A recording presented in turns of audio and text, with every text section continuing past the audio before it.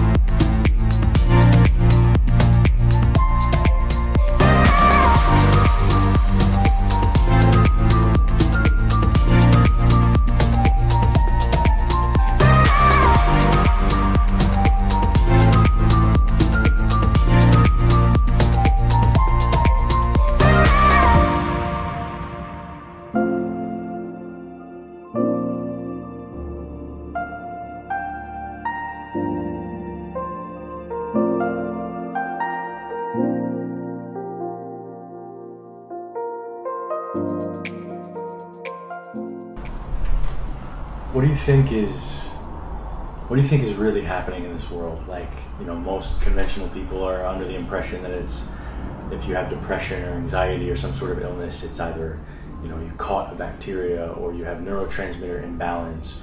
What do you feel if you have to take a big step back and see it all? Do you think it's a matter of light versus dark? What's the biggest scope you can say that's happening on the world? Well, of course, you know, that's I could give many answers to that, but I think light versus dark is the shortest way of expressing it. You know, I in different lectures that I give, you know, so I make it very clear. We don't have to go into the details. In Rudolf Steiner, you know, the Austrian mystic that was very active in the early part of the last century, the founder of Waldorf schools and biodynamic farming and a completely new kind of alternative medicine. He predicted, you know, that towards the end of last century and the beginning of the century, there will be a movement driven by big corporations to take the soul away from people, to disconnect people from the higher world. And in order to do that, we have to destroy the pineal gland in people. And I followed the research on that, and amazingly what we found, the pineal gland is the most sensitive part of our central nervous system and is highly, highly, highly sensitive to four things: aluminum, glyphosate, fluoride, and Wi-Fi. And we are the only country in the world that has pushed these four things in the last 60 years or so on everybody growing up here.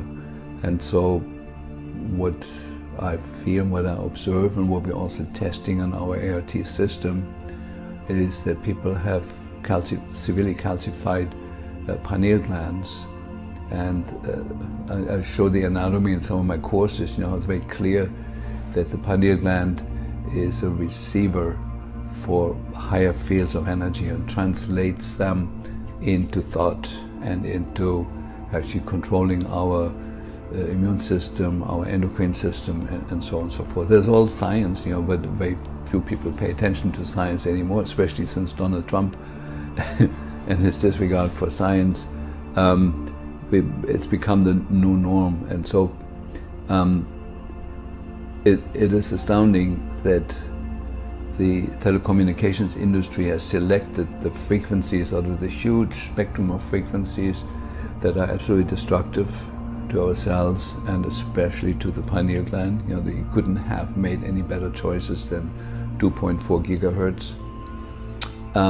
That the end point, that when you have inhale aluminum, as we do from the geoengineering program, and have glyphosate in the food chain, that glyphosate and aluminum combine in the blood and in the gut and in the bloodstream to form 6 different chemical compounds where aluminum and glyphosate are hooked up together. And The end point of that compound is the pineal gland. It's published, it's not my idea. And what is needed for this compound to actually enter the brain is to open up the blood-brain barrier.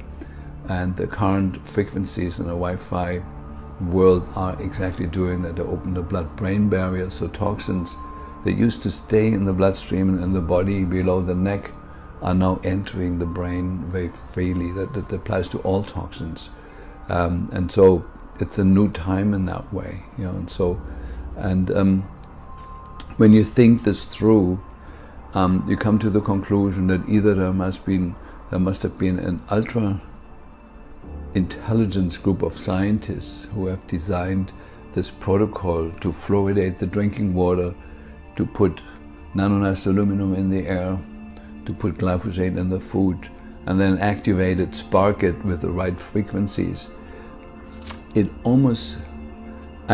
took me 20 years to figure out the perfect storm that is created there.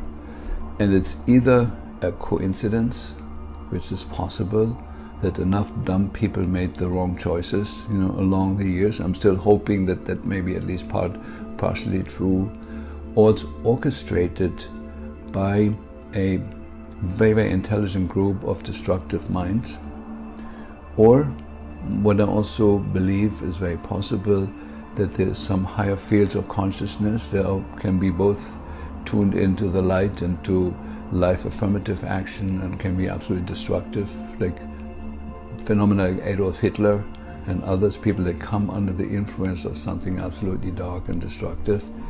And I do believe it's very possible that enough scientists and politicians have come under that influence of those higher fields and are acting according to it, actually not knowing on a human level why they're doing what they're doing and what they're doing. A good example is 5G.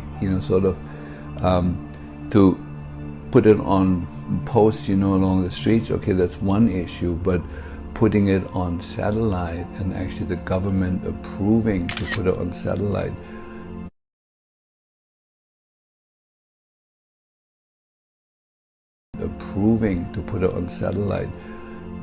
Blasting the whole planet with a frequency that has never been checked for safety, for its influence on the insects, on the songbirds, has never been checked for anything, and to approve that is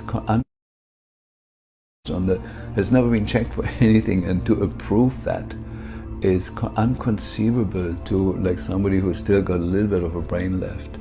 And that politicians in the White House and other countries are conspiring with that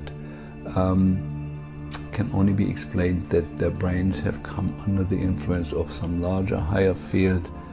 They cannot be human in nature, because the human nature is always life affirmative and loving and wanting to live and make the biosphere more friendly to life. And so there's some scary thoughts about that, but I'm still hoping, I'm still putting my weight on, let's hope it's just a coincidence and enough dumb people made enough dumb decisions, and if enough of us wake up and point it out to them, that there can be a reversal. The Wi-Fi can be switched off in a second. We'd be done with that, and glyphosate could be forbidden tomorrow. It's in the water table for many years, but there could be an end to it. The chemtrail program could be stopped like that. So the good thing is that positive solutions that are suppressed right now, that are everywhere, could be the norm of tomorrow. Within 24 hours, we could turn the planet from a creature that is threatened on all levels to paradise, virtually within 24 hours. We're still close enough to that.